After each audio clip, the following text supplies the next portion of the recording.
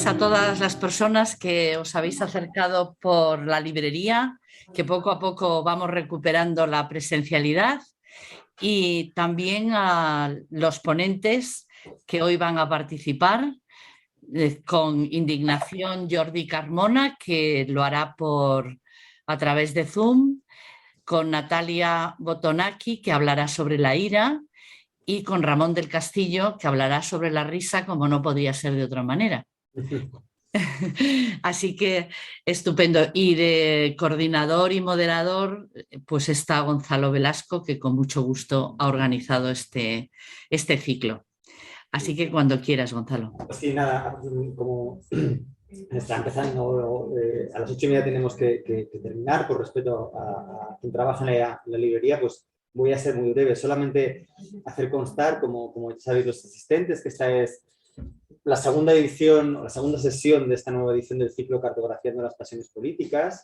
La primera en la que volvemos a nuestro formato coral, ¿no? Porque nuestra idea es siempre convocar a 2 o 3 de las investigadores que han trabajado en la obra colectiva que estamos coordinando Antonio Gómez Ramos y yo, para hablar en torno a pasiones, afectos, constelaciones afectivas que den cuenta de la naturaleza plural, compleja e interrelacionada de las emociones y su concepción política, ¿no? Entendemos que ninguna pasión o emoción se da de una manera aislada, sino que se da siempre en interrelación unas con otras, y por esto este formato nos parece que es el idóneo, aunque el ciclo comenzara con una sesión previa que sirvió de presentación del libro Rabia, de Laura Quintana, ¿no?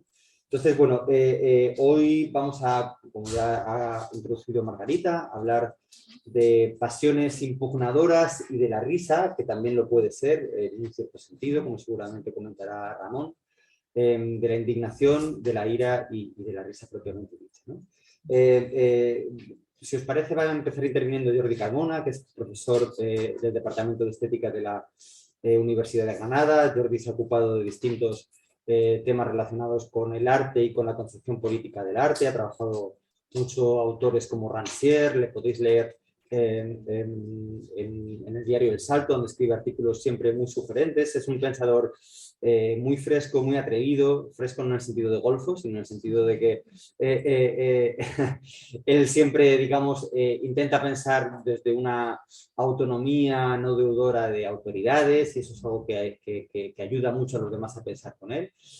Publicó un libro en ACAL que fue el resultado de su tesis doctoral, La paciencia de la acción, sobre la política de las asambleas, que fue también, digamos, el origen de que le pidiéramos que pensara y escribiera sobre indignación. Natalia Botonaki es investigadora del Departamento de Humanidades y Filosofía de la Universidad Carlos III de Madrid. Pertenece a nuestro grupo de investigación y está trabajando sobre movimientos sociales y movimientos de protesta durante el siglo XXI desde un punto de vista filosófico y de la teoría cultural, ¿no? Y ella nos va a hablar de la ira, desde un texto que yo he tenido el placer de leer y editar, solidísimo y muy complejo. Y Ramón del Castillo, bueno, le conocéis seguramente de sobra, profesor de la Universidad Nacional a Distancia, ahora para su desgracia creo vicedecano también. Tiene una obra extensísima y es uno de los representantes, bueno, pues no solamente de la filosofía contemporánea, de la que es un gran conocedor, sino de algo así que podemos llamar como teoría de la cultura y teoría de la literatura, ¿no? Tiene mucha familiaridad con buena parte de la gran teoría norteamericana actual, de Frederick Jameson y similares, y ha publicado pues, varias obras recientes, que están, por cierto, para los asistentes en el expositor, junto también al libro de Jordi y otros relacionados con los temas que estamos viendo, El jardín de los delirios o Filósofos de placer. Entonces, bueno, sin más, Jordi, si te parece, ya que tú estás fuera, te damos la palabra. Ya sabes que la idea es pues, 10-15 minutos para que podamos luego favorecer el diálogo posterior. Así que gracias a los tres por asistir y por prestaros a esta tarde a hablar de estos temas. Bueno, no sé si entiendo que me tocaría a mí ahora y sí. Nada. ¿Me escucháis bien? Muy bien. Vale, pues mira, saludo ahí a todo el mundo, como a los que estáis presencialmente y a los que estáis a través de la pantalla. Y nada, y agradezco mucho a Gonzalo porque ha tenido la ocurrencia de que yo tendría algo que decir sobre la indignación, ¿no? Y bueno, y simplemente eso, como también estoy aquí como en casa y tengo un niño pequeño, o sea que si hay algún ruidito así como extraño, no os asustéis, es un ser así humano, pero pequeño. Y bueno, en todo caso me he puesto los cascos para evitar un poco tal. Y bueno, entonces en mi texto yo en fin, como he tratado de hacer, lo hablaba con un amigo, Edgar Estrelle, no sé si le conoces, Gonzalo, pero bueno, como él me planteaba, claro, raramente igual nos hubiéramos acordado de la indignación si no hubiera sido el 15M, ¿no? En una actual, ¿no? Como que volví a poner esa pasión como, por así decirlo, como en primera línea, ¿no? Hay como de atención del público, de la gente y todo esto, ¿no? Y yo creo que nos puede permitir reflexionar. Y bueno, pero lo que he tratado de hacer sobre todo es como, en mi texto, es hablar de las dos grandes lecturas, yo creo, clásicas, que es sobre la indignación, como empiezo diciendo que la indignación tiene mala reputación, y sobre todo se debe bueno, a la lectura ética de Spinoza, ¿no? Que entiende la pasión de la indignación desde el punto de vista de la vida del sabio, ¿no? Como del punto de vista subespecie eternitatis, ¿no? Como dice Spinoza.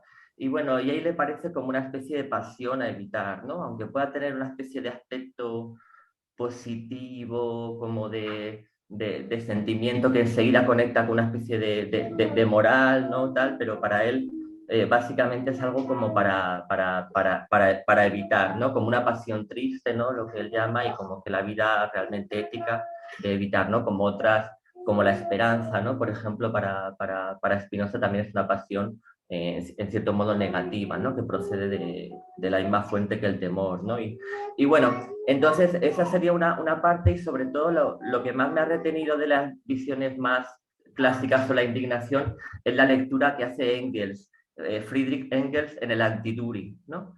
Que para Engels como la indignación tiene un aspecto como es un síntoma y merece una lectura sintomática desde la ciencia económica o desde la ciencia de la historia, ¿no? Como podemos llamar al marxismo, ¿no?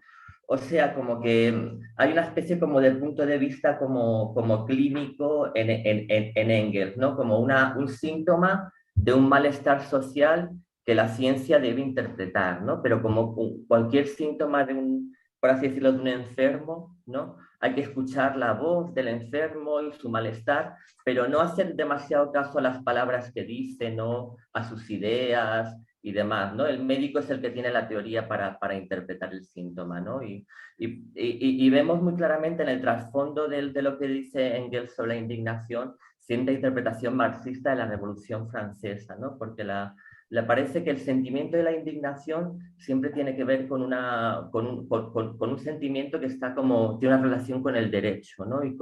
Y para Engels la indignación es una especie de síntoma que manifiesta el cuerpo social en ciertos momentos de transición, cuando la desigualdad social es como muy evidente, ¿no? No se puede esconder de ninguna manera, ¿no?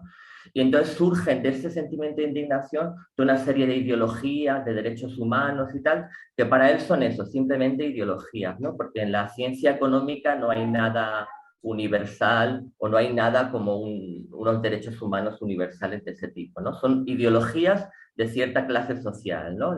Que es la burguesía, ¿no? Bueno, y entonces lo que me interesa mostrar es que precisamente en el 15M, ¿no? Como cuando volvió de repente a través del panfleto de Stefan Hessel, ¿no? Como indignados, ¿no? Se habló de un movimiento de indignados y tal, cómo volvió como ese tipo de lecturas sintomáticas de la indignación, ¿no? Como, por un lado, lo que sería, lo que ha sido el marxismo, lo más parecido al marxismo en nuestros días, que es el populismo, ¿no? Como una lectura sintomática del 15M, como un movimiento que sí expresaba un malestar social, ¿no? Pero que en realidad había que articular, ¿no? Era una voz y no un discurso, ¿no? La del 15M, ¿no? Y también había que articular el desorden de las plazas. Y eso, con una buena organización, un buen partido y todo esto, ¿no? ¿Vale? Pero el caso es que lo que podía decir, los discursos más positivos del 15M o las formas de acción que fueran puestas en práctica durante las ocupaciones y tal, de plaza, en general fueron bastante como ignoradas, porque el 15M se escuchó como síntoma, ¿no?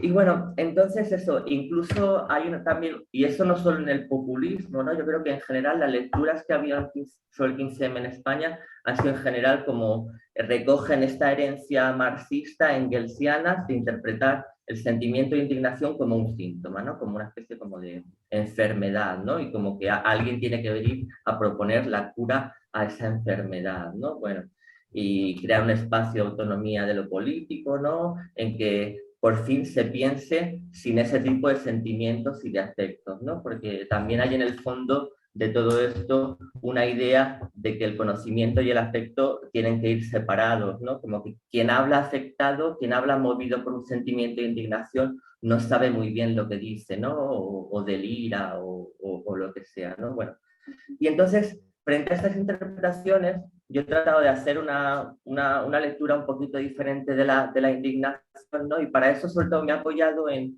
una idea que decía el filósofo Gilles Deleuze sobre Nietzsche, ¿no? Que decía como que para que los grandes médicos de la civilización también son sus enfermos, ¿no? O sea, como que no vale la posición del médico como que está por encima del tiempo, del sabio espinosista, ¿no? O del científico marxista, ¿no? Como que interpreta los movimientos de la sociedad como síntomas y tal, ¿no? Sino que realmente hay que ser el enfermo para también poder hacer un buen diagnóstico, por así decirlo, ¿no? No solo el médico, sino también el enfermo. Y entonces cogí dos autores que me parece que sí que responden a esta especie como de exigencia nietzscheana, ¿no? De la clínica de la civilización, como Hannah Arendt y Gustav Landauer, ¿no? Bueno, y en Arendt es como lo interesante es que para ella precisamente, como en el fondo de la indignación, hay dignidad, ¿no? ¿Vale? O sea, para poder indignarse no es simplemente un sentimiento negativo y tal, o crítico o destructivo, sino que hay algo como en el fondo, la indignación es efecto, pero no causa, ¿no? La causa es lo que Arendt llama dignidad, que tiene que ver con, para ella está en el origen del derecho, ¿no? Como el derecho a tener derechos tiene que ver con la dignidad, ¿no? Y entonces por eso en general, como mi lectura de la indignación, yo la resumía en una fórmula que era como que hay que volverse dignos de indignarse, ¿no? Si no, lo que tenemos habitualmente, por ejemplo, hoy en día, pues es la queja, lo que Jean-Claude Milner llama la discusión política, ¿no? Se habla de política y tal, y la gente se queja, pero no llega a haber un movimiento como realmente de indignación, ¿no? Como en el 15M, un movimiento de la sociedad en su conjunto y un movimiento hecho de acciones también y de organización y demás, ¿no? Y bueno, entonces eso, me interesa esa cuestión de Arendt, porque aunque la indignación parece que es un sentimiento que siempre tiene que ver, se relaciona con el derecho, ella muestra esto, que en el fondo lo que hay en la indignación es la dignidad, ¿no? Como que tenemos que conocer ejemplos de dignidad, ¿no? En su caso fue su participación en los grupos de ayuda mutua entre refugiados del nazismo, ¿no?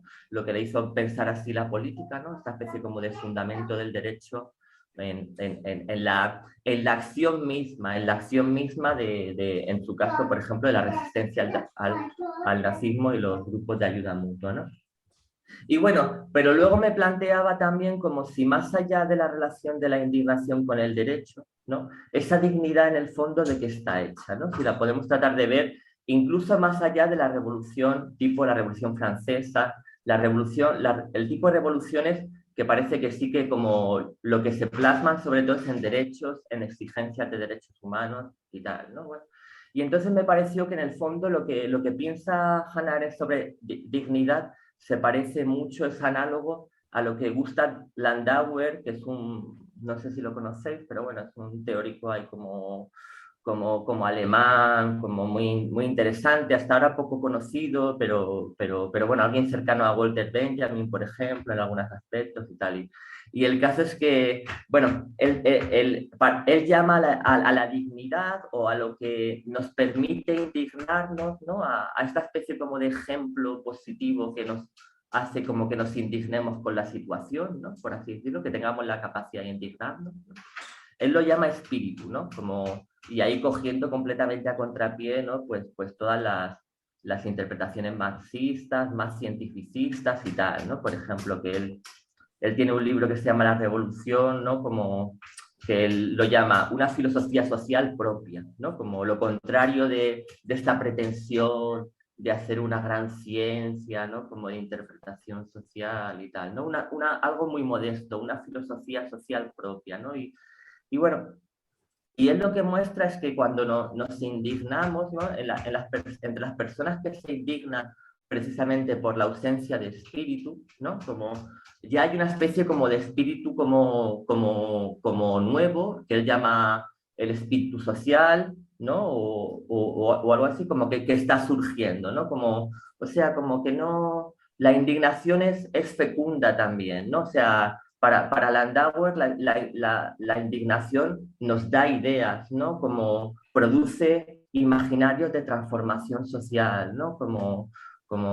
O sea, como que al mismo tiempo es algo como que no, hace que exista espíritu en una sociedad sin espíritu como la capitalista, y al mismo tiempo, ¿no? Como cuando nos indignamos, esa indignación no es un sentimiento vacío o que habría que interpretar como una especie de enfermedad, tal, sino más bien como un tipo de sentimiento que nos da ideas, ¿no? Como que nos hace como que nos da imágenes, aunque sean, como él dice, como simplemente ideas, ¿no? Como que luego hay que actuar en la sociedad y no se parecen con lo que puede ocurrir, ¿no? Como, pero sí, en la gente que se indigna, dice Landauer, que hay una especie de presentimiento de una convivencia buena, ¿no? De lo que sería una convivencia buena, ¿no? O sea, hay una creatividad en la indignación, ¿no? Y bueno, y mi texto al final acaba examinando un poco algunos aspectos de un libro de Landauer que se llama Llamamiento al Socialismo.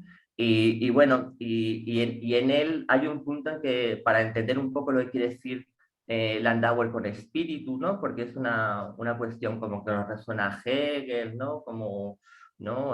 Bueno, ese tipo de cosas, ¿no? Pero ver nuestra sociedad como una sociedad sin espíritu y como la indignación algo que puede darnos ideas, hacernos presentir lo que sería una sociedad con espíritu, una convivencia buena, ¿no? Y él hay un momento en que dice que también el espíritu es una especie de instinto, ¿no? Es el espíritu en el sentido del instinto social, ¿no? Como de lo que Kropotkin, el teórico anarquista, llama el apoyo mutuo, ¿no? En el fondo es eso, ¿no? Lo que compartimos con otros animales, o sea, el espíritu para Landauer es directamente social, tiene que ver con lo que surge cuando las personas se asocian libremente, ¿no? Y se apoyan entre ellas, ¿no? Como ocurrió en el 15M, como ocurrió en muchos otros momentos en la historia, ¿no? Y también es un instinto, ¿no? Para él es algo también como animal, ¿no? Es algo por eso como en Kropotkin, si conocéis, en el apoyo mutuo, es un estudio que no privilegia al hombre, que no es especista, ¿no? Sino que él ve como que lo que llamamos solidaridad está presente en prácticamente en todas las comunidades animales, ¿no? Y bueno, entonces eso un poco como era mi lectura por tratar de ver más bien como que precisamente la causa de la indignación, ¿no? Que no es un sentimiento negativo simplemente, sino que la causa es como la dignidad o incluso lo que llama Landauer el espíritu, ¿no? Y eso es lo que nos permite indignarnos, ¿no? Lo que nos permite rechazar un sistema, la casta, como decía Pablo Iglesias en su momento, ¿no? Como políticos y banqueros, no sé qué. O sea, hay que volverse dignos de indignarse y la fuente de eso es la asociación, el espíritu social, ¿no? Que podemos llamar, ¿no? Y bueno, y ya acabo por aquí porque hice una presentación cortita. Simplemente decir la última frase de mi texto que resume un poco lo que he querido decir. No sé si se ha entendido o qué, pero bueno. Si no, cualquier cosa lo hablamos luego. Bueno, el sentimiento de indignación, a pesar de su mala reputación, no es síntoma de malestar social, sin ser al mismo tiempo signo de la presencia del espíritu social, del vínculo humano, del apoyo mutuo. No es pasión triste, sino efecto social de la alegría. No es sentimiento meramente reactivo destructivo, sino fuente de ideas e imaginarios de transformación social y de convivencia buena. Y bueno, era eso, y gracias. Cualquier cosa, luego hablamos, estaré encantado de charlar cualquier cosa. Gracias por la atención. Gracias, Jordi, también por el esfuerzo de concentración. Se ha entendido perfectamente y además aportas un marco teórico que es diferente. Hay algunas ideas comunes con otras exposiciones que hemos hecho, esa idea de la positividad en la expresión negativa, ¿no? O el potencial normativo de acción que hay en la manifestación de sentimientos de injusticia como de indignación. Pero ese marco teórico con el que tú lo abordas además le proporciona una especificidad a tu texto que es muy valiosa, ¿no? Entonces, bueno, le doy la palabra a Natalia, sin más. Sí, creo que sí. Vale, pues yo voy a leer el texto porque no me siento del todo cómoda con el castellano académico. Bueno, primero hay muchísimo en común en la conclusión a la que yo llego con el texto de Jordi. Espero que no os parezca demasiado repetitivo. En realidad ha sido muy difícil separar la ira de la indignación, del resentimiento, de la rabia. Entonces, bueno, seguro habrá solapamiento con otras ponencias también. Entonces pido disculpas. No, Vale. Entonces, quizás sirve distinguir la indignación y la ira, sobre todo por el carácter interpersonal de esta última, de la ira. Estaría hablando de esta pasión en condiciones en las que un sujeto sufre un agravio y experimenta ira dirigida a quien ha causado el agravio. ¿Okay? Es un esquema así cerrado.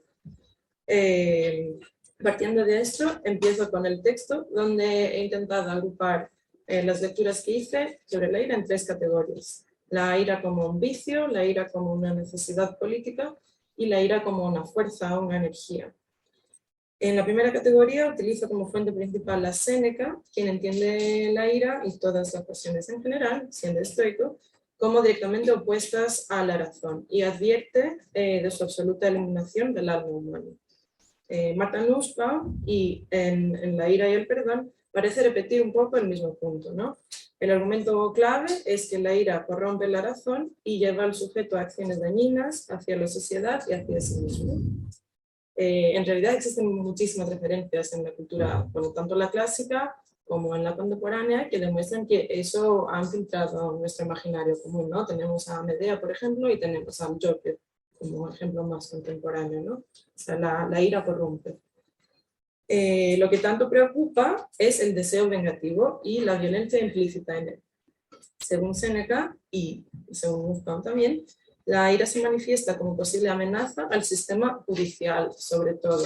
Que también es el sistema que legitima la violencia que instaure la polis, como diría Agamben. Entonces, para los 2 autores, la ira es antipolítica, por definición. Y Nussbaum en particular hace referencia a la tragedia de las Euménides para demostrar cómo la fundación del mismo sistema judicial es simultánea con la destrucción de la venganza primitiva. Entonces las bestiales erinias, cubiertas en sangre y baba, se convierten en Euménides, de lujosos vestidos y de voz suave, más o menos eso dice el texto, sirvientas de la ley institucionalizada. Literalmente se esconden abajo del edificio del juzgado, como se dice, del tribunal. Esto simboliza la necesidad de exorcizar el deseo vengativo que pone en peligro el bienestar de la polis.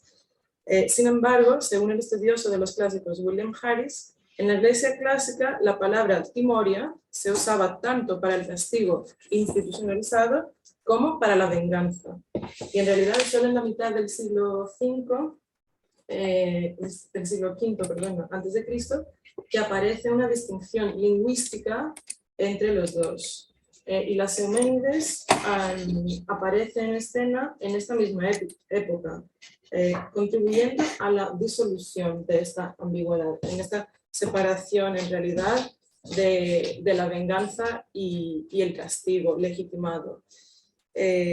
Aunque la obra no se enfatiza muchísimo este punto. Lo que pasa en realidad es que se externaliza e institucionaliza el proceso de decidir qué tipo de timoria es adecuado para los agravios del culpable. El problema con la ira, según Nussbaum, entonces, no es simplemente la necesidad de represalia que conlleva, sino la forma de gestionarla. El sujeto iracundo solo puede ejercer venganza que engendra peligro de violencia eterna. La institución, sin embargo, puede romper el círculo vicioso ejerciendo represalias, medida y adecuada. Sin embargo, atendiendo ahora a la segunda categoría de las tres que he enunciado un poco, Aristóteles estipula que la ira y el deseo de represalia son imprescindibles para la polis. Resuelve el problema de la venganza sin fin y sentido, poniendo por supuesto que la pasión solo se puede experimentar por sujetos razonables. Y el ejemplo que comprueba esto son las mujeres y los esclavos, que no es que no poseen razón, sino que su razón no posee kiros, autoridad. Su razón es inválida en realidad. Entonces no son capaces de experimentar la ira. ¿Vale? Tampoco pueden ejercer la timoria, algún tipo de venganza, que es otra condición necesaria para poder experimentar la ira. O sea, tener el poder de poder tomar venganza es necesario para poder experimentarlo. Para Aristóteles, la ira se considera una necesidad absoluta para el establecimiento de relaciones de igualdad entre ciudadanos. Y la represalia se puede entender como la manera de reafirmar dicha igualdad que sufrió daño en el acto que causó la ira. Entonces, el daño rompe la relación de igualdad, pone uno debajo del otro y la represalia nos vuelve al estado de igualdad. Este mismo uso de la ira se reconfigura en teorías más modernas que la identifican como parte esencial de una comunidad moral. Peter Strawson, en su ensayo, ¿cómo se llama? Resentimiento, bueno, sí, resentment y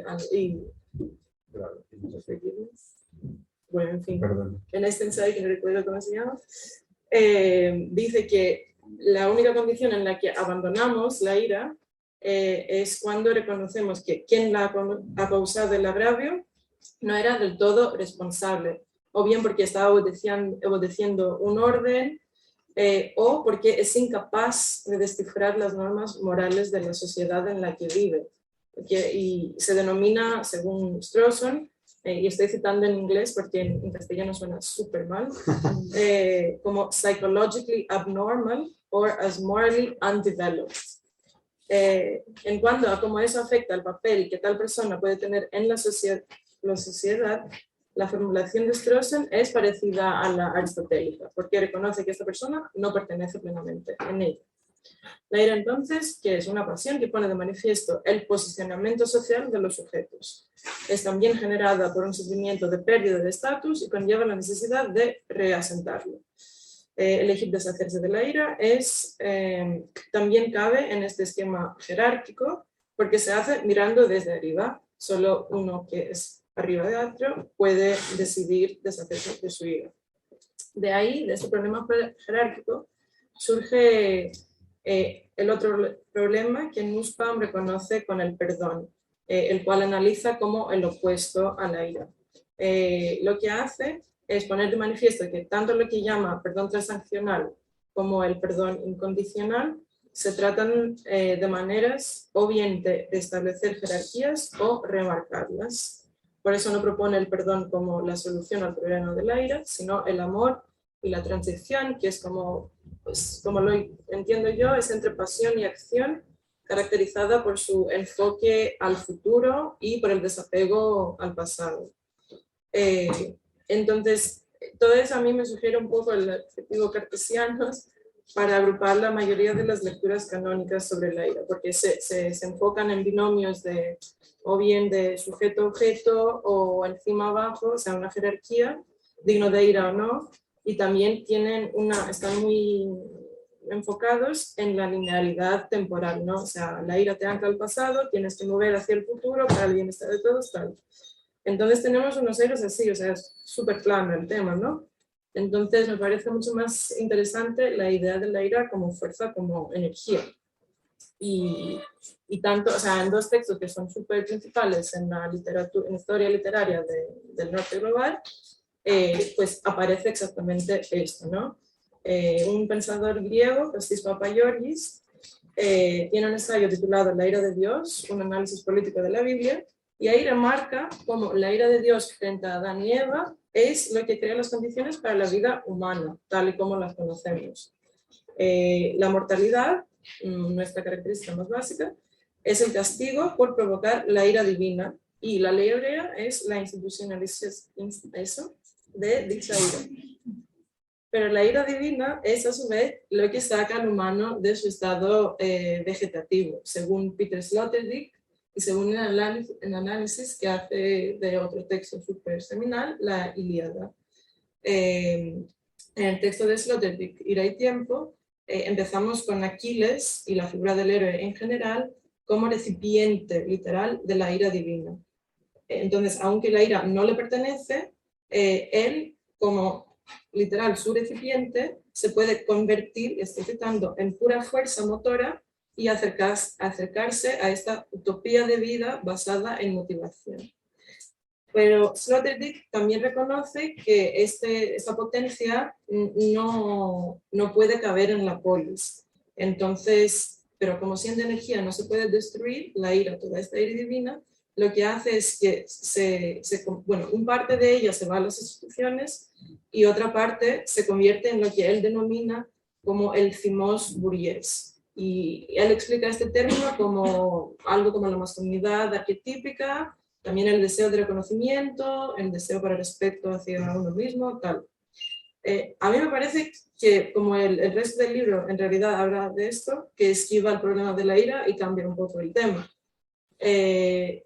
Y entonces le abandono también me parece un poco repugnante.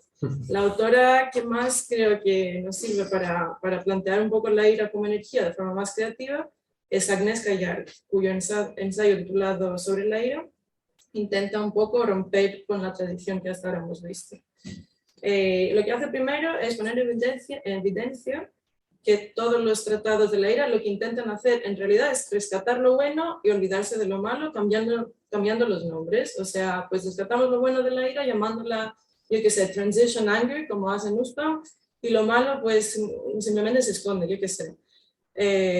Entonces, primero hace, me parece bien hecho, y luego rompe con la idea de que la ira tiene un final. O sea, y eso se pone tanto en la tradición estoica, o sea, la ira la finalizamos nosotros, la quitamos, y en la aristotélica que dice que la ira se tiene que acabar cuando se ha cumplido la represalia. Callard dice que la ira en realidad es un marcador en el tiempo de un daño hecho, o sea, la ira es reconocer que algo ha pasado, él nunca se va a deshacer, entonces la ira va a durar para siempre. Lo que ella propone es que la ira en realidad instaura una nueva relación o quizás una nueva moralidad, y voy a hablar de esto en un segundo.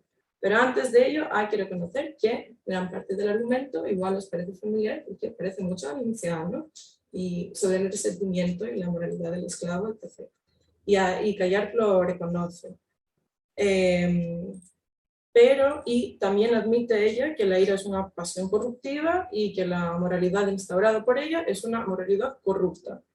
Pero también reconoce que no experimentar la ira es a sí mismo una falta de moralidad. Entonces estamos aquí en un problema acojonante y su manera de resolverlo es concluir con un aforismo que es imposible ser bueno en un mundo malo. Me parece muy bien. Pero me gustaría volver brevemente a este momento de instauración que propone, ¿no? Entonces dice que el sujeto dañado A primero se da cuenta de que el sujeto dañino B tiene valores opuestos a los suyos. Lo que es malo para A es bueno para B, dice Callard. En decidir actuar a la ira y buscar venganza, A decide asumir y aplicar en la relación entre los dos las normas morales de B para educarle en sus terribles consecuencias. Se podría preguntar si esta dicotomía es suficiente, si, o sea, el bueno de A es el malo de B, me parece demasiado simple y también comentaremos de esto en un segundo. Pero más allá de este problema, la relación de misteriosa intimidad que se establece entre el sujeto y objeto de la ira es algo que me parece, bueno, merece la atención. Pequeño paréntesis y estoy terminando. El antropólogo David Graeber, en su investigación sobre la deuda, presenta la deuda como parte principal de la creación de comunidades. Y dice que es a través de una eterna circulación de deuda que se sostienen y se mantengan relaciones interpersonales. Al momento que se resuelve una deuda, se rompe la relación, entonces es necesario estar endeudados, ¿vale? Se podría decir entonces que la ira funciona de forma parecida. Pues el único ejemplo que un sujeto no iracundo suele ser un sujeto, un estoico extremo, una persona desapegada completamente de todo que sea externo a él y entonces fuera de la sociedad, ¿no? Experimentar la ira entonces es reafirmar nuestro compromiso de vivir en comunión. Algo de esto se ve también en todos los escritos que hemos visto que hablan de la ira como brújula moral, ¿no? Pero la propuesta de Callar tiene otro componente y es el elemento creativo y creador. Creo que ahí es donde se ve que tengo en común, o sea, que pienso de la misma manera que Jordi. Entonces, cada instancia de ira refleja una distinta dinámica y crea potencialmente relaciones íntimas y únicas entre los sujetos implicados. En mi texto original se asumía un poco una posición más pesimista para analizar, para hacer algunas posibles interpretaciones de la ira manifiesta en movilizaciones sociales y políticas, pensando en el papel que juega la pasión en el contrato social. La ira entonces puede ser una manera de reafirmar la existencia de un pacto social, pero también puede ser un momento de inauguración de un pacto completamente nuevo, o sea, una ira divina, pensando en lo que dice Benjamin, ¿no? Pero también se me ocurre que esta intimidad misteriosa de Callar puede ser una manera de salir de este pensamiento dicotómico, o sea, o bien reformamos o bien rompemos y empezamos desde cero. Tal vez las manifestaciones de la ira ponen en evidencia una pluralidad de modos de existencia en estado fluido y circulante. Aunque quería decir que he visto aparecer este lema que nadie lo puede entender, ¿vale? Pero lo he visto en manifestaciones feministas y LGBT, y es storgi, con el ST puesto en paréntesis. Y es un juego de palabras con la palabra storgi, que es afección, y la palabra orgi, que es ira. Entonces, pues quizás dándole la vuelta al argumento de Callar, la intimidad que supone la ira engendra un deseo de crear condiciones para la empatía. Y desde ahí condiciones por el amor, pues todos sabemos que siempre estamos más en iracundas con las personas que más amamos. Siempre nuestra ira hacia ellos es una demanda perversa de empatía, obligarles a empatizar con nosotros a través del castigo, ¿no? Entonces, Sloterdijk encontraba la resolución al impasse de nuestras comunidades políticas y sociedades en el binomio eros-timos, ¿vale? Yo propongo en su lugar el esquema circular orgi, storgi, según el cual los daños experimentados generan a la vez quiebras y las condiciones para reconstruir vínculos destrozados partiendo de premisas anteriormente impensables. Callar asume que el bueno de A es el malo de B, pero como dije anteriormente, las dicotomías no sirven mucho cuando pensamos en la ira. Así, la asunción de los términos de B por A no serán simplemente una inversión de la moralidad ya existente, no serán simplemente el gemelo malvado de Benjamin, tan famoso por esta idea de la violencia que destroza sin tener huella, tal, no sé qué. También cuenta Ernst Bloch una historia de los Hasidim sobre el mundo que viene y dice: los Hasidim cuentan una historia sobre el mundo por venir. Todo será organizado justo como lo es en el nuestro. Todo será como lo es ahora, solo un poco diferente.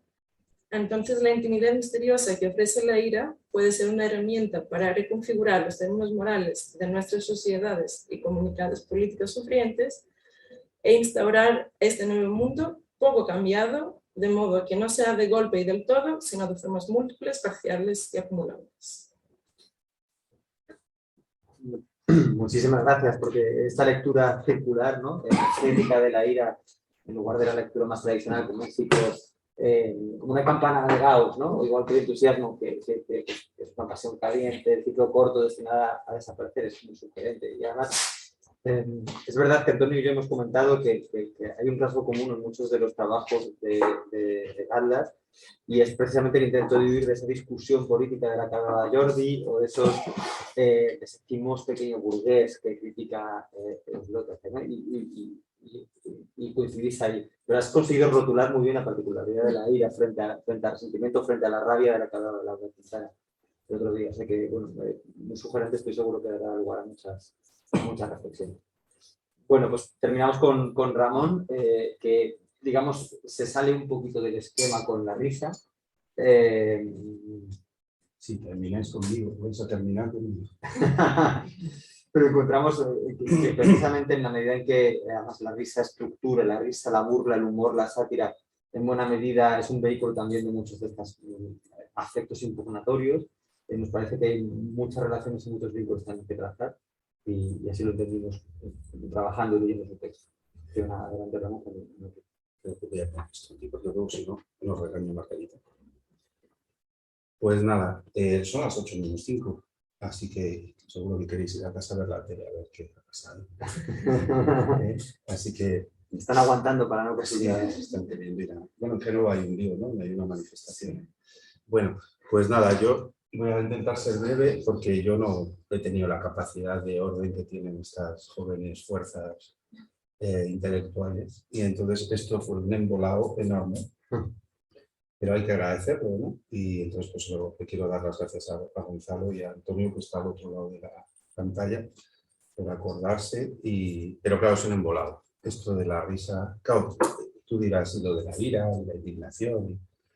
Es que lo de la risa tampoco sabíamos muy bien qué palabras clave usar, ¿no? Pues podíamos usar la risa, la palabra humor, la palabra burla, la palabra mofa, la palabra broma, la palabra comedia, o sea, es un lío. Y luego también estaba que si te ponías histórico, madre mía, pues ¿cómo te vas a poner histórico? O sea, vamos a empezar con la risa en Aristóteles y acabar con Zizek, o con, yo qué sé, o con los Simpson, iba a decir una cosa primitiva. Entonces, bueno, tuve que cortar por lo sano. Me queda un texto muy poco elegante comparado con el de ellos dos, que por cierto tengo dos sugerencias así. He disfrutado más leyendo los suyos que el mío. Yo odio leer un texto que ya he hecho, me pongo a cambiar cosas y voy a hacer pequeños cambios. Don't worry. Pero he disfrutado leyendo el de ellos y se me han ocurrido dos cosas, entonces prefiero guardarme tiempo para sugerir las dos cosas que enrollarme. Entonces el texto es un poco amorfo, supongo que tiene como 4 partes y la primera es un poco intentar poner un poco de orden en ese lío de qué diferencia hay entre la burla, la broma y la mofa, ¿no? Y incluso hay unos psicólogos italianos, a Charlotte de Cassiari, bueno, son ellos franceses, y entonces pues tampoco voy a hacer spoiler, ¿no? Y negocio ahí un poco las diferencias así, pero de una forma muy poco histórica, ¿no? Como a brochazos gordos, pero que nos sirvan un poco para distinguir distintas palabras, ¿no?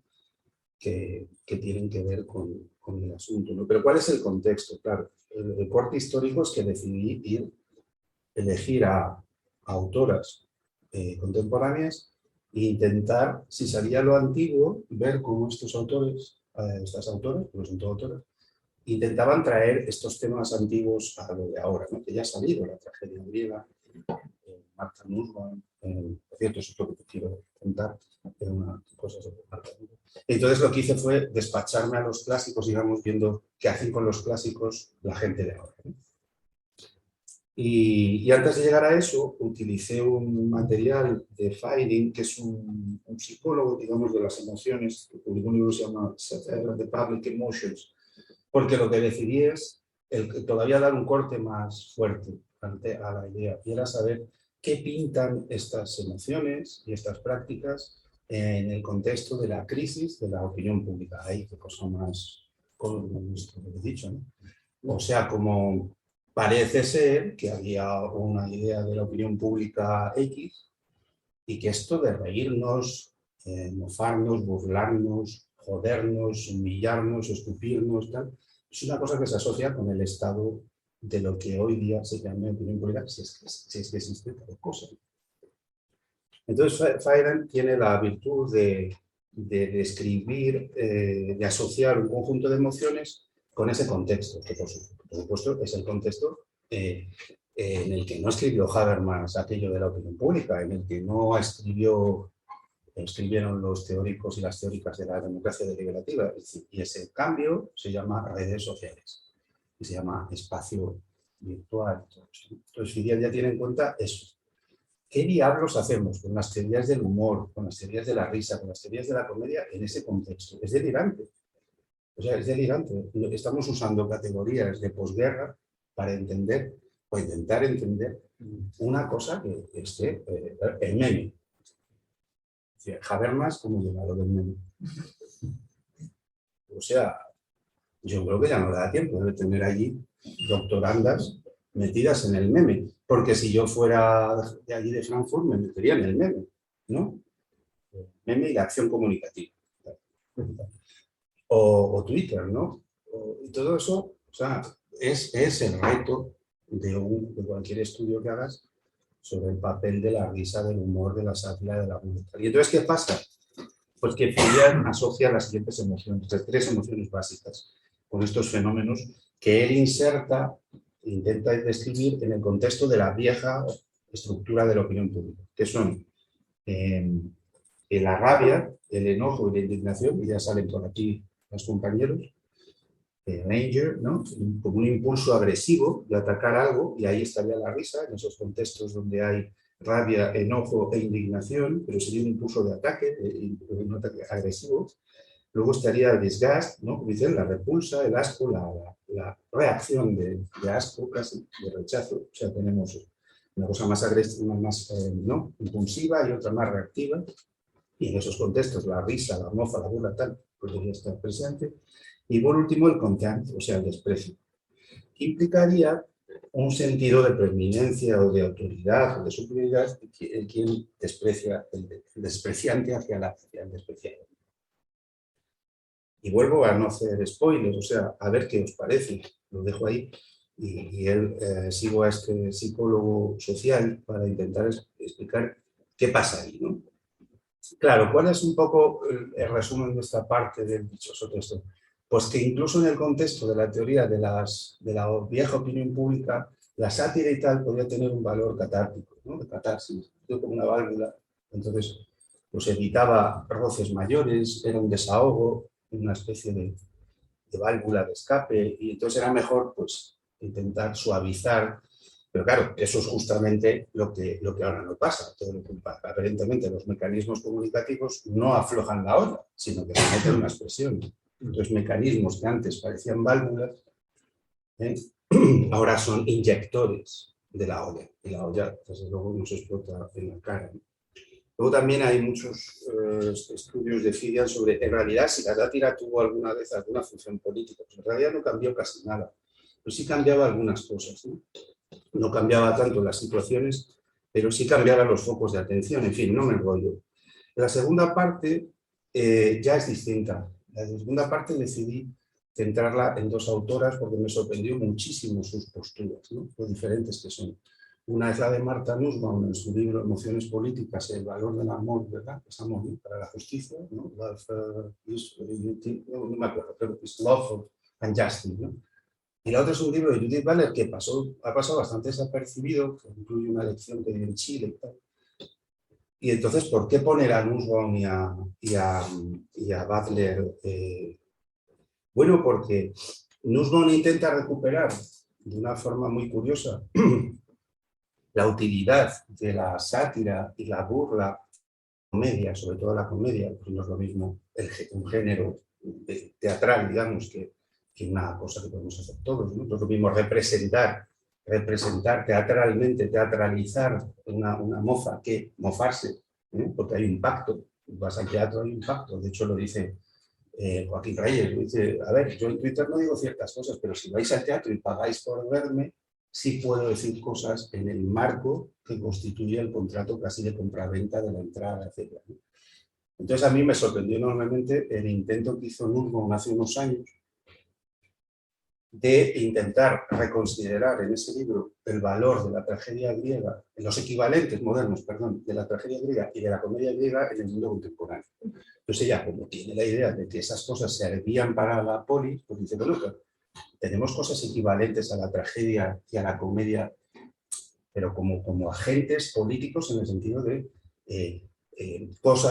celebraciones a las que concurría la ciudadanía y gracias a esas celebraciones pues pasaban ciertas cosas y se escenificaban ciertas cosas. Un teatro político por definición de la forma. Entonces, bueno, pues analizo eso y es un lío enorme.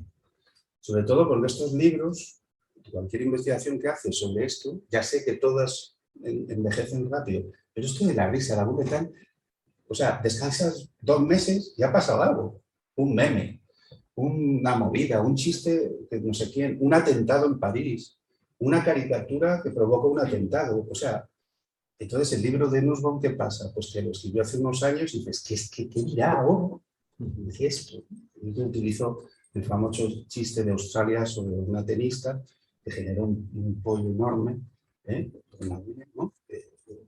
Y ese ejemplo pues lo usa también Fidian, pero claro, se te ocurren ejemplos de situaciones terribles que se han producido, pues que el libro no... Entonces, bueno, pues podéis ver otra tesis, ¿no? No hace falta en Frankfurt, la podemos hacer en Getafe, pues sobre Martha Nussbaum y los memes, ¿no? Y los chistes y tal. Pero es muy interesante, entonces ella encontró como un equivalente para la tragedia griega, que curiosamente son los clubs de lectura, ¿no? Que son sitios íntimos donde la carga emocional de los lectores puede, ¿no? Y no como en el contexto público, entonces son semipúblicos. No son tú en tu casa sola leyendo, no son en la esfera pública, en la arena pública, es una cosa intermedia que son como escuelas democráticas, ¿no? ¿Por qué? Porque ahí el tema emocional es mucho mayor, pero como el contexto es un club de lectura, ¿no? Pues es diferente, ¿no? Pues está semi-controlado, puede ser más intenso, dice ella. Entonces ella preserva esa idea de que la risa, la burla, la comedia tiene un valor educacional, o sea, sirve para socializarse, ¿no?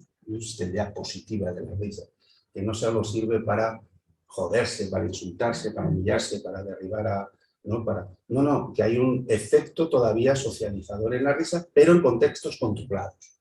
Y esos contextos, ella, en el caso de las tragedias, son los de lectura, entonces, ¿cuáles serían los de la comedia? Bueno, pues es un lío el libro, porque casi propone una especie de esfera semipública que subvencionara un tipo de clubs de la comedia, donde o sea, es un lío enorme. Os recomiendo leer el libro porque entonces, bueno, ahí la comedia volvería a tener ese valor positivo que no es hacer daño, sino recordar que somos dañables, ¿no? ¿Cómo se diría? Vulnerables, ¿no? Sería una escuela de vulnerabilidad, una escuela de agresividad. Esos contextos, la comedia, como la vieja comedia griega, pues ponen en evidencia los hijos de putas que son los hombres con las mujeres, ¿no? Con las ciertas comedias, lo cabrones que son un ejército cuando gana, ¿no? Lo absurdo, lo ridícula que es la gente. Entonces es una escuela de bajarse los humos, ¿no? Y sobre todo ahí está el cuerpo. Entonces Nussbaum ahí también introduce la idea de la corporalidad, de la vulnerabilidad, de la fragilidad. No la fragilidad del bien, la fragilidad del cuerpo, la fragilidad de... Entonces, pues estas cosas, ya sabéis, lo de la comedia y las funciones humanas, el cuerpo, esa propensión del humor a recordarnos pues, que somos cuerpos y no solo almas bellas, ¿no? Y luego, finalmente, y digo, todo esto en el marco, ¿no? Aquí no salen memes, en redes sociales, o sea, Nussbaum, y digo, venga, hacemos una tesis, pero habría que seguirla y ver qué ha ido diciendo sobre eso. Bueno, y la última parte, que se llama Morirse de risa, es Butler, porque coge la misma idea, pero claro, para nada, para decir que las funciones, la risa, la mofa, la comedia, la burla, podrían tener efectos de socialización dentro del marco de una socialdemocracia o algo así. ¿Qué dice Butler? Un poco lo contrario, como que la risa sería un ruido ineliminable que lo que testimonia es lo contrario. No el efecto, la risa no sería un agente socializador, sino un agente no de socializador, pero de interrupción de la socialización, de interrupción de la comunicación. O sea, así donde Nussbaum ve la risa como una especie de grasa o de aceite que engrasaría la máquina comunicativa, Butler la ve como un palo que metes en el engranaje. Entonces es un efecto disruptivo. Es un efecto que dice, oye, cuidado, ya estamos cansadas de tanta voluntad de comunicación, La democracia no es solo deliberación, no es solo comunicación, y la risa es esa especie de ruido, de resto ineliminable, también corporal, que manifiesta nuevamente la vulnerabilidad, pero también la resistencia. Entonces, este capítulo de este libro, al que, no sé, yo creo que se le ha dado demasiado poca importancia, pues es una especie de fenomenología o somática de la risa. De hecho, cita a gente muy viejuna, ¿no? A Plessner, para explicar esa especie de la risa como algo que también nos excede y que es bueno, o sea, algo que no controlamos, que nos hace perder un poco, ¿no?, la cabeza, ¿no?, que nos arrastra. Y luego también pone unos casos, unos ejemplos muy bonitos, pues cuando va a Palestina y ve una situación en la que un crío palestino pues le trinca a la policía israelí, entonces una señora dice, no se lo puedo llevar, es mi hijo. Y cuando se va la policía le dice el niño árabe, pero si usted no es mi madre, cállate, hombre, tal, ¿no? Y entonces pone esos ejemplos como que te cagas de la risa, pero por no cagarte de miedo, ¿no? O sea, como hay contextos en los que la risa y el llanto pues están muy mezclados, como la risa no excluye, o sea, casos en los que el humor no tiene nada gracioso, pues claro que suene lo que digo, no tiene ninguna puta gracia reírte, ¿no? Entonces ella pues asocia estas situaciones en las que reírte, pues claro, ¿qué vas a hacer? Pues reírte por no llorar, o llorar. Pero casos en los que la risa y el llanto, el quejido y la celebración, ¿no?, pues están mezclados, ¿no?, en esta especie de afectos mixtos o afectos, ¿no?, ugly feelings también, todo esto de... Y bueno, me callo ya porque son 10.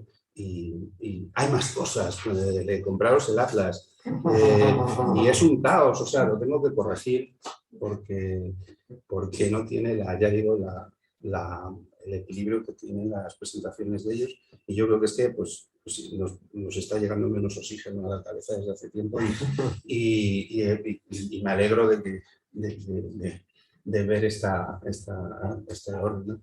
Y nada más, tengo cosas, dos idioteces sobre sus textos, pero chistosas, si hay tiempo, pues las cuento. Y nada, se me han olvidado un huevo de cosas, pero sí, bueno, todo esto, asignado, una última, todo esto lo enmarcaba también, pero lo quitamos Antonio y yo, en esa idea de Berland de la tiranía de la felicidad, ¿no?, de la tiranía del optimismo, de la crueldad del optimismo. Entonces, dijo Antonio, recupera, es una frase que quité y tal, y es cierto, o sea, también el texto está enmarcado, ahora más invisiblemente, en esa especie de hipótesis sociológica de esta jodida obligación de estar felices, de esta jodida obligación de estar riéndonos, de estar todo el día expresando emociones positivas y tal, y entonces por eso ayer me parece cuando en redes pues sacaba mucho a Berland, y bueno, Antonio lo quitó, ahora pensamos que podemos sacar ese marco de Berland del dichoso optimismo cruel, y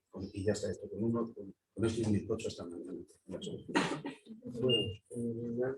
eres demasiado crítico, el texto está bastante bien estructurado y desde luego esas propuestas, la verdad es que yo también me quedo crítico con lo de los grupos de lectura de Nussbaum, me pareció muy sorprendente esa voluntad de crear esa institución de la comedia casi edificante, y el contraste con Butler como la risa como exceso corporal o como resto es que cortocircuita y que genera resistencia, es muy sugerente. Pues nada, abrimos, podéis conversar entre vosotros, voy a ver si más o menos puedo visibilizar también a quien pueda intervenir, pero en todo caso también los presentes, por favor, no dudéis en pues en levantar la mano y solicitar la palabra. A quienes lo hagáis por aquí, pues no recuerdo bien cuál es la manera. Supongo que se puede activar Mm, el micrófono o... No te preocupes, si escriben en el chat os lo digo Vale, y si vale. no, toman la palabra y se oye perfectamente. Vale, genial, gracias, Margarita. Pues nada, Yo puedo preguntarles eso. Sí, una cosa a Jordi. Jordi, Si me oyes. espero que estés por ahí, Jordi. Sí. Estoy Ah, Genial. ya se acostó el crío. más o menos, más o menos. Vale. No, nada, que la parte final de tu texto, a ver, como yo voy a meter cambios, por pedir, ¿no? Pero se me vino a la cabeza un nombre después de leer lo de Landauer y esa mística, que sale esa palabra también, esa cosa que sacas también la idea del ideal, que es problemática porque parece que el grado en el que te puedes indignar tendría que ver, o sea, tendría que ver porque tienes también una métrica de dignidad, ¿no? O sea, cuanto más se separa algo de tu ideal de dignidad, pues es más indigno, ¿no? O te justifica más indignación. A mí eso me parece un poco problemático, pero no es el momento de discutirlo. Pero me vino un nombre que es el de Simone Weil. Y nada, a lo mejor te da tiempo a meter ahí una morcilla, porque es justo lo que dice ella un poco a propósito de ese instante que pones esa cosa así y sacas la palabra mística. Claro, en cuanto salió esa palabra dije, y además qué humor tenía Simone Weil, joder, tremendo, ¿no? O sea, también, vale, y esa era una, y la de, es que me acordé que Remo Bodei, en el libro sobre la ira, no sé si lo conoces, es que no me he dado cuenta si pues cuenta una situación terrible de Martha Nussbaum, porque yo creo que él leyó ese texto que es de la ira y es que le pidieron una conferencia en West Point, en la Academia Militar, sobre el libro de Séneca. Le contaron tal horror sobre un pelotón en Vietnam que salió loca. Entonces, chequea el libro de Bodei sobre la ira. Yo sospecho que la anécdota, ¿no? La experiencia debe salir en el libro que comentas, pero le pide en la escuela militar hablar de la ira de Séneca a los soldados y entonces le cuentan una matanza que hubo en Vietnam terrible de familias y de población civil, que hubo 25 o 50 imputados y al final solo acabó un soldado juzgado, ¿no? Y la otra es que un ejemplo de ira positiva que cuenta Bodei también lo cita Nussbaum, no sé dónde, y es cuando entraron los soldados aliados en los campos de concentración, hubo un grupo de soldados afroamericanos que empezaron a despotricar, no sé cómo decir, a ir iracundos, ¿no? Pero ¿cómo es posible esto? Y entonces cita un texto de Nussbaum, que no sé cuál es, donde dice que esas expresiones de ira las necesita la humanidad. O sea, que no hay humanidad si ante ciertas cosas no se expresa con esa iracundamente eso. Y entonces parece que, no sé de quién es el testimonio, pero fue un soldado negro el que parece que le dio un ataque de ira cuando entró en el campo de batalla. Entonces míralo, Sí, en la ira de Bodei y nada más. No sé cómo hacemos, cómo hacemos para... Si hay alguna intervención... Pero si queréis ir contestando a esta mientras... Vale, sí, yo como quería... ¿Se me escucha? Sí. Sí, quería como, por supuesto, agradecer y saludar a Ramón ahí como que, bueno, que no le conocía. Y eso, y realmente como que son cuestiones bastante interesantes, ¿no? Porque el asunto del ideal, lo que dice Landauer, ¿no? Como la indignación se relaciona con proyectar una especie de ideal, ¿no? Así como... Pero lo que me parece súper interesante es que precisamente la crítica que hacía Engels por así decirlo, a la Revolución Francesa, es que precisamente los derechos humanos, la idea de derechos humanos, era una ideología de clase, ¿no? una ideología de clase, cierta clase social. Y el caso es que Landauer entiende el ideal de una manera como más positiva, por así decirlo, ¿no? Como imaginario, ¿no? De una manera como imaginario, no en el sentido ideológico. Y también me parecía como muy interesante por el punto que Arendt está más o menos, ¿no? Pero yo creo que en Landauer ya está muy claro de que no hace falta relacionar forzosamente la indignación con el derecho. Es lo único, porque en el fondo, en Landauer, el ideal no son los derechos humanos, ¿no? Sino más bien una especie como de convivencia buena, lo que él llama una convivencia buena, o sea, un espíritu social, una relación social, algo que no tiene por qué ser expresarse en un derecho, ¿no?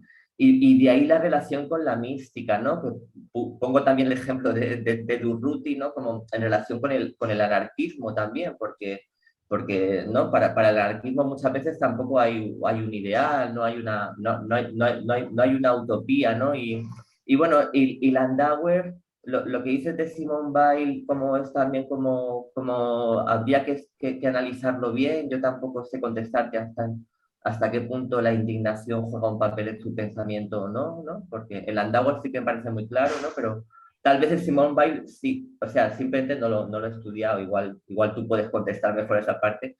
Pero bueno, el caso es que Landauer tiene un libro que se llama Escepticismo y Mística, que es una lectura de un tipo que hoy se ha olvidado completamente, se llama Fritz Mauner, que escribió una crítica del lenguaje basada un poco en Kant y tal, y que fue muy importante en todos los pensadores alemanes de esa generación, y en Walter Benjamin también, y también en Wittgenstein, que todo lo que en el fondo el Tractatus tiene mucho que ver con esta crítica del lenguaje que hizo Maunder, que es un autor bastante más, bueno, que se ha olvidado, no sé, en fin, estas cosas azarosas, y Wittgenstein sí que se ha recordado mucho más, pero bueno, que hay una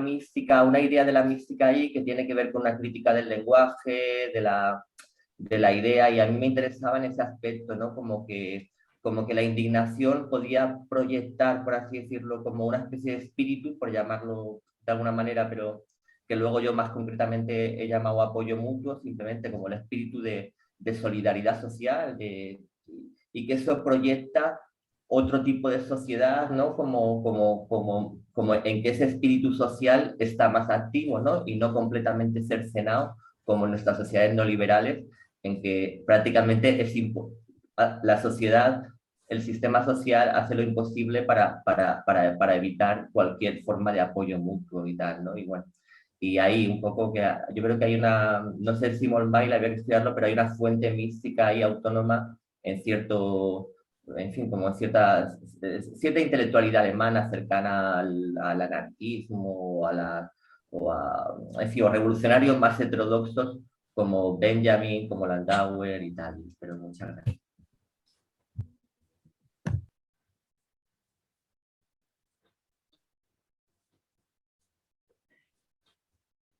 No sé si hay alguien más de los que estáis en Zoom que queréis decir algo, abrir el micrófono y comentar algo, o escribir en el chat, como queráis.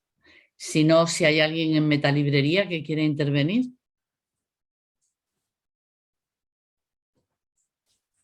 Quería preguntarte, espero que no sea de manera muy envenenada. Sí. Porque me ha gustado mucho esta relación que haces entre la ira y el afecto, porque me parece como súper acertada, pero como que me crea una duda cuando la ira es establecida como a una estructura o a un conjunto social. No, por ejemplo, pienso en todo lo que desembocó este verano el asesinato de Samuel, ¿no? Y cómo la gente se echó a la calle de una manera realmente violenta. Porque sí entiendo esta idea de que ahí se está buscando desde el conjunto la empatía, pero a la vez me parece como raro en esta cosa del afecto y del acercamiento. No sé, no sé si podrías comentarme o si te ocurre algo en cuanto a cómo eso se articula de una manera conversación. Perdón, sí. No, es que estoy pensando un poco cuál exactamente es la pregunta, o sea, es una reflexión más bien, ¿no? Sí, era por sí, o sea, como que cuando has hablado de esto de la ira y el afecto, has hablado de que la ira se producía como en mayor medida con la gente cercana porque era la que buscaba la empatía. Cuando se produce de una manera como más colectiva, siento que sí se busca esa empatía, pero la cercanía no está. Entonces, como, no sé si... Sí, supongo que, o sea, no puedo darte una respuesta adecuada y por eso también he intentado hablar de una ira interpersonal, o sea, por eso he trabajado este esquema. Cuando sales de esto, claramente se complica, pero desde cierto punto se podría hablar que primero la ira es lo que vincula a la gente participando en esto, entonces no en el mismo modo exactamente, pero sí que es como la ira nos une en un afecto común porque protestamos todos juntos, ¿no? En cierto sentido. Y en el otro, pues tu enemigo te involucra. No es afección en la forma más estándar, es como un poco afección perversa quizás, y es búsqueda de una empatía perversa. No son emociones puras, por eso me gusta pensarlos como círculos, o sea, de forma circular y no de binomio, ¿no? O sea, blanco-negro, sino cosas que se difuminan uno entre el otro. No sé si es decir. Sí, alguien más determinista hablaría de los mecanismos de reciprocidad, ¿no? Como reciprocidad mutua, pues en las comunidades de cercanía, de familiaridad, genera un sentimiento de cohesión afectiva mucho más fuerte que se va alejando pues, mediante mecanismos pues, de reciprocidad indirecta, después de lejanía, etc. Pero efectivamente tiene esta concepción de la ira quizás circular, no blanco-negro, no meramente vehículo de una moralidad implícita, pero desde luego con ese potencial también, con una normatividad, pues tiene mucho que... Si queréis lo dejamos aquí por hoy, pensando que el día 1 vamos a tener la siguiente sesión. Es una hora un tanto tardía y yo creo que es verdad que además habrá que cerrar la librería. Hay un estante con libros muy propicios, algunos de los que se han discutido, el de Nussbaum creo que está, el de Sloterdijk, desde luego el de Jordi, que agradezco a distancia que se haya conectado. Y bueno, gracias. Solamente concluir pues, que efectivamente vamos a seguir con nuestras sesiones. Hay muchos hilos conductores, ¿no? que emparentan los distintos desarrollos.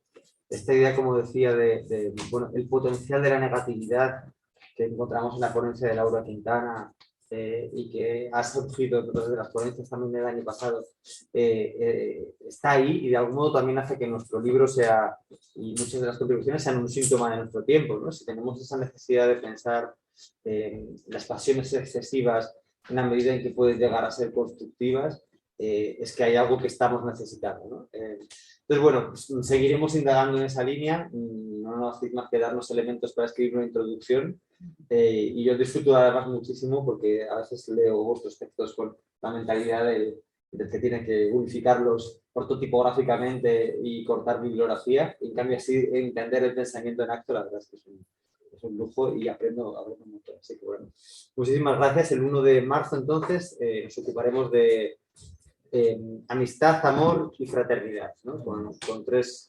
compañeras de la Carlos III, con Alicia García, Virginia Fusco y Carmen González. Ha habido un entusiasmo espontáneo al hacer este anuncio. Muchas gracias.